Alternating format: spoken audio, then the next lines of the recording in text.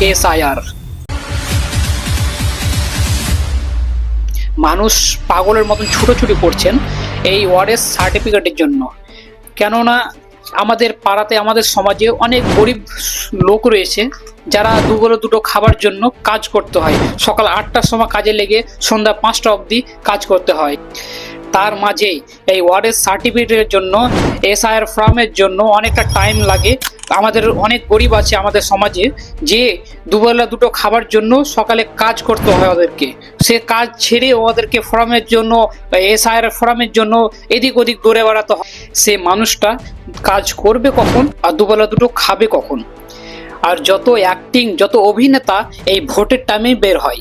কেননা আপনারা নিজেই একটা অনুমান করুন যে এই ভোটের টাইমে 4 বছর কোনো সাবাল জাবাল হবে না, 4 বছর কোনো কথাই হবে না, আর 5 বছর পড়তেই এই অ্যাক্টিং শুরু হবে।